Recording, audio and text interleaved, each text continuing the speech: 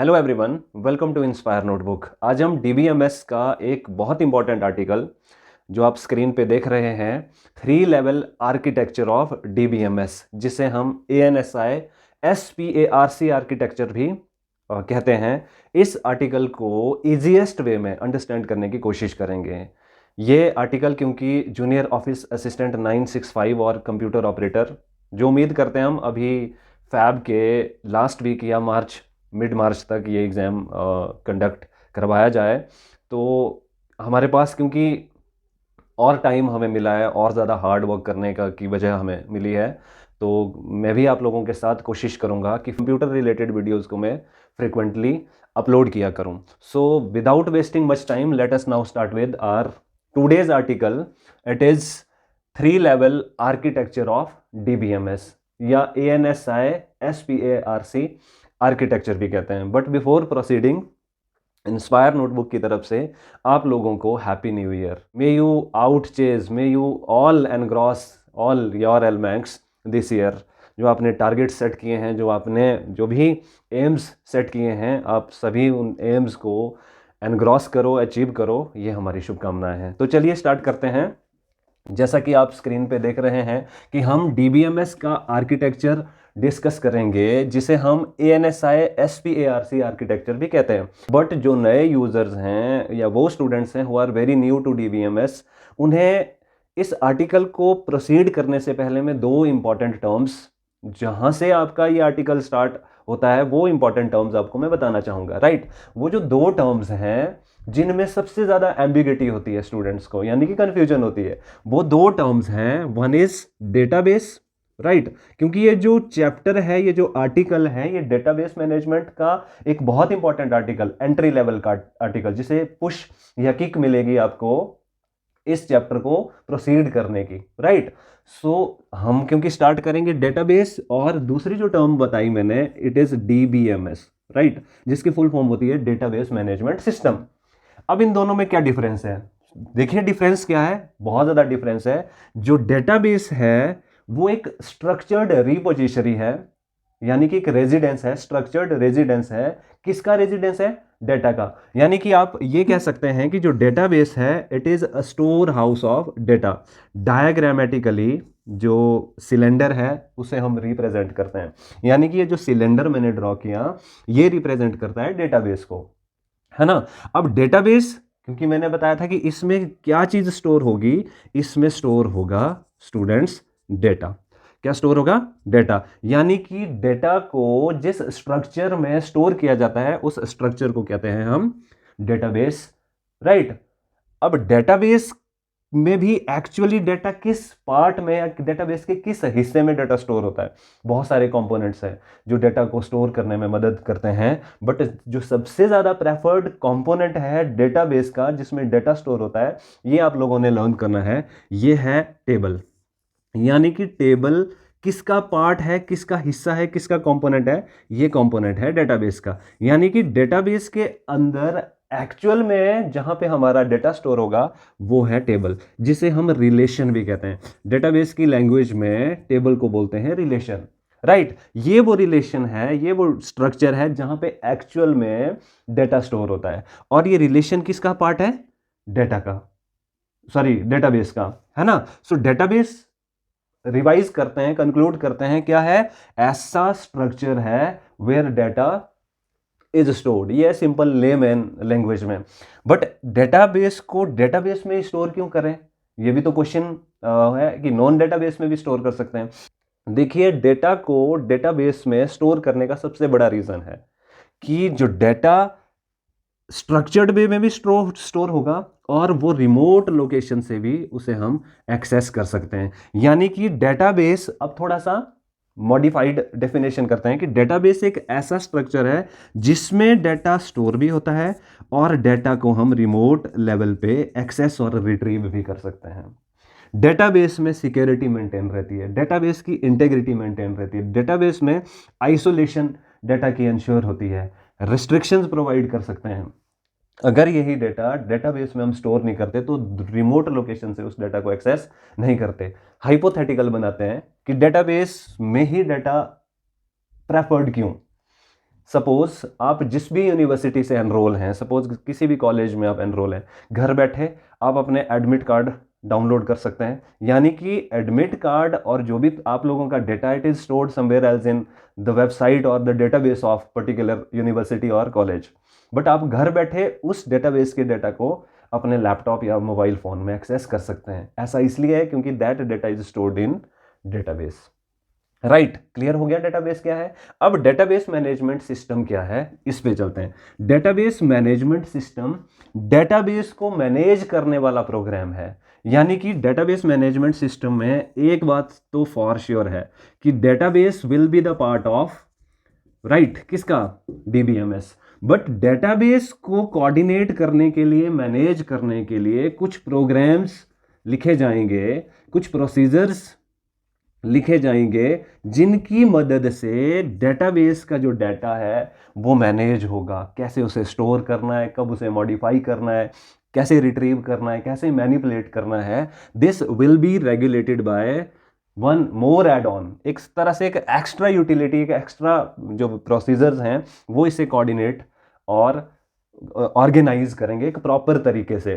Computerised software ये पूरा का पूरा तैयार हो जाएगा जो डेटाबेस के डाटा को और ज़्यादा मैनेजमेंट या उसकी मैनेजमेंट एंश्योर करेगा। So that system is called database management system. So database management system is nothing but a system to manage database. Database क्या है, वो स्ट्रक्चर है जो डेटा का घर है। यानी कि डेटा का स्टोर हाउस क्या है, डेटाबेस। उस डेटाबेस को मैनेज करने वाला जो प्रोग्राम है that is database management system. Moment ago मैंने बताया था कि सपोज आप यूनिवर्सिटी में एनरोल हैं, तो यूनिवर्सिटी में जहां पे भी आपका डाटा होगा, जिस कॉलेज में आपका डाटा होगा, या जिस भी सपोज आपने ऑनलाइन फॉर्म भरे हैं वहां पे आपका डाटा होगा, उनके पास जो डेटाबेस को मैनेज करने वाला सिस्टम होगा वो उसे डेटाबेस मैनेजमेंट सिस्टम कहेंगे। जैसे स्टूडेंट मैनेजमेंट सिस्टम, ये क्या है, it is a kind of database manager. जैसे बैंक मैनेजमेंट सिस्टम, बैंक के कस्टमर, कितने कस्टमर्स हैं, किस कस्टमर का किस अकाउंट से एसोसिएटेड है, अकाउंट बैलेंस है, क्रेडिट डेबिट, जो सारा का सारा रिकॉर्ड जिस सिस्टम ने मैनेज करना होता है that system is called DBMS. और बैंक का होता है bank management system. Hospital management system Amazon का है, ठीक है, इनका भी मार्केटिंग मैनेजमेंट सिस्टम। तो ये जो सॉफ्टवेयर है जो डेटाबेस को मैनेज करता है उसे हम डेटाबेस मैनेजमेंट सिस्टम कहते हैं। अभी हमारा जो टॉपिक है अभी स्टार्ट ही नहीं हुआ है। This is a brief introduction of how database and DBMS are different, right. So अब हम क्या करेंगे, हम मेन आर्टिकल पे आते हैं कि हम डिस्कस क्या कर रहे हैं। हम डिस्कस कर रहे हैं 3 लेवल आर्किटेक्चर, किसका, डीबीएमएस का, है ना। अब इससे ये क्या चीज है, देखिए डेटाबेस मैनेजमेंट सिस्टम को जब डिज़ाइन किया जाता है, जब उसे बिल्ड किया जाता है, वो 3 डिस्टिंक्ट लेवल में कोड अप होता है। यानी कि जो पूरा का पूरा सिस्टम जब तैयार होगा वो 3 फेज में तैयार होगा, 3 लेवल में तैयार होगा। वो क्या लेवल है, so let me raise the board. देखिए 3 इंडिपेंडेंट लेवल्स हैं। जो सबसे लोएस्ट लेवल होता है डेटाबेस मैनेजमेंट सिस्टम जब डिज़ाइन होता है, इसे कहते हैं हम फिजिकल लेवल या फिजिकल स्कीमा भी कहते हैं। एग्जाम में आपसे क्वेश्चन पूछा जाएगा कि फिजिकल लेवल क्या है। फिजिकल लेवल लोएस्ट लेवल है डेटाबेस मैनेजमेंट सिस्टम को डिफाइन करने का। यानी कि आप ये समझो कि अगर आप एक पूरा हाउस कंस्ट्रक्ट कर रहे हो ना, जब उसकी फाउंडेशन आप रख रहे हो, that foundation is sort of physical level. यानी कि डीबीएमएस को कोरिलेट करेंगे इस पॉइंट ऑफ व्यू से। सो डीबीएमएस की फाउंडेशन जो लेड अप होती है वो होती है फिजिकल लेवल में। एंड अगले स्टेप में उस डेटाबेस मैनेजमेंट सिस्टम का कॉन्सेप्चुअल स्कीमा तैयार होता है। यानी कि next level higher to the physical level is, इसको कहते हैं हम logical level, right. So next higher level of DBMS architecture is logical level. इसे कॉन्सेप्चुअल स्कीमा भी कहते हैं हम। आप नोट कीजिए, एग्जाम में यहीं से आपको क्वेश्चन पूछा जा सकता है कि कॉन्सेप्चुअल स्कीमा किस लेवल को कहते हैं, या सबसे लोएस्ट लेवल कौन सा है, फिजिकल लेवल। मिडिल लेवल कौन सा है, लॉजिकल लेवल। लॉजिकल लेवल का दूसरा नाम क्या है, कॉन्सेप्चुअल लेवल। स्कीमा क्या है वो मैं थोड़ी देरी में बताता हूं। थोड़ी देरी क्या, schema is an overall design of DBMS या किसी भी अलग लेवल का जो एक ओवरऑल डिज़ाइन होता है उसे स्कीमा कहते हैं। Then comes one more important level, इसे हम कहते हैं व्यू लेवल। ठीक है, अब ये तीनों लेवल अलग अलग फेज पे क्यों डिज़ाइन होते हैं? एक सोलो कंप्लीट डीबीएमएस क्यों, मतलब एक कंबाइंड और डिपेंडेंट स्ट्रक्चर क्यों नहीं तैयार होता है? मैं आप लोगों को बताऊं, ये इसलिए इंडिपेंडेंट लेवल पे डीबीएमएस डिफाइन होता है क्योंकि अगर एक लेवल पे कोई चेंजेस, सपोज करो एक प्रोग्रामर, एक डिज़ाइनर किसी एक लेवल पे चेंजेस ट्रिगर कर रहा है, वो जो चेंजेस हैं वो नेक्स्ट हायर लेवल को अफेक्ट ना करे। सपोज फिजिकल लेवल पे कोई चेंजेस कर रही है, कोई स्ट्रक्चर मैनिपुलेट करना है, तो उसकी मैनिपुलेशन से अगला जो स्ट्रक्चर है, अगली स्कीमा, उस पर कोई प्रभाव ना पड़े। उसे हम डेटा इंडिपेंडेंस कहते हैं। डेटा इंडिपेंडेंस का मतलब होता है to make changes in one level without affecting the next higher levels, उसे डेटा इंडिपेंडेंस कहते हैं। यहां से भी क्वेश्चन है, यानी कि ये तीनों इंडिपेंडेंट है, ये डिपेंडेंट नहीं है। बाइंड जरूर होते हैं बट इंडिपेंडेंट का मतलब है कि एक लेवल पे आप छेड़खानी करो, उससे दूसरा हायर लेवल अफेक्ट ना हो, इसलिए इनको डिस्टिंक्ट लेवल पे डिजाइन किया जाता है। आप ये समझिए, एक घर कंप्लीट बना दिया, राइट? अगर हर मंजिल डिपेंडेंट होगी ना, तो एक मंजिल पे मतलब छेड़छाड़ करने पे, तोड़ फोड़ करने पे क्या हो सकता है कि नेक्स्ट आपकी जो स्टोरी है, मंजिल है, वो अफेक्ट हो सकती है। अगर वो डिपेंडेंट होंगी, इंडिपेंडेंट होंगी, तो आप जो मर्जी करो, अगली मंजिल को कोई प्रभाव नहीं पड़ेगा। सो ये भी, यानी कि dependent architecture, independent architecture, dependent नहीं, इंडिपेंडेंट आर्किटेक्चर फॉलो करते हैं। और ये जो डेटा इंडिपेंडेंस है, 3 लेवल पे डिज़ाइन होना चाहिए डीबीएमएस, ये अमेरिका की एक एजेंसी है, उस एजेंसी का नाम है अमेरिकन नेशनल स्टैंडर्ड इंस्टीट्यूट। ये इंस्टीट्यूट है कहाँ का? अमेरिका का। And the committee which is reason behind the independent structure of DBMS is SPARC, यानी कि standard planning and requirement committee. इन्होंने डीबीएमएस का ये जो आइडिया है, 3 लेवल वाला आइडिया, इन्होंने प्रपोज किया था। ये आर्किटेक्चर इन्होंने प्रपोज किया था कि इंडिपेंडेंट आर्किटेक्चर होना चाहिए तीनों लेवल का, राइट? इसलिए इस आर्किटेक्चर को ANSI SPARC आर्किटेक्चर भी कहते हैं। और यहां से क्वेश्चन ये आ सकता है कि डीबीएमएस का जो 3 लेवल आर्किटेक्चर है उसे और क्या कहते हैं? It is called ANSI SPARC architecture, या 3 स्कीमा आर्किटेक्चर भी इसे कहते हैं। ये idea was proposed by this agency in 1975। अब इन तीनों लेवल में क्या चीज होती है? देखो, फिजिकल लेवल में डेटाबेस की फाउंडेशन तैयार होगी, यानी कि how data is to be stored, this is described in physical level. जैसे सपोज करो एक टेबल बना रहे हैं, डेटा एक्चुअल में कहाँ स्टोर होता है? मैंने पहले बताया था, टेबल में। उस टेबल में किस डोमेन के लिए कौन सा डेटा टाइप होगा, क्या कौन सी रिस्ट्रिक्शंस होगी, किस डेटा के लिए कितनी मेमोरी ऑक्यूपाई, मतलब कितनी मेमोरी एलोकेट करनी है, ये सारी की सारी चीज़ें एक जो डिज़ाइनर है वो इंश्योर करता है लोएस्ट लेवल पे। यानी कि फाउंडेशन तैयार होगी डेटाबेस की इस लेवल में। क्वेश्चन एग्जाम में क्या आ सकता है कि हाउ और व्हाट में कौन सा कीवर्ड है जो फिजिकल लेवल से एसोसिएटेड है। How the data is to be stored, ये इंश्योर होता है फिजिकल लेवल में। व्हाट डेटा इज स्टोर्ड वो डिफाइन होता है किसमें? लॉजिकल लेवल में। इस लेवल पे कॉन्सेप्चुअल स्कीमा पे काम होता है, लॉजिक्स डिफाइन होते हैं। एंड फाइनली ये दोनों के दोनों लेवल यूजर से हिडन रहे।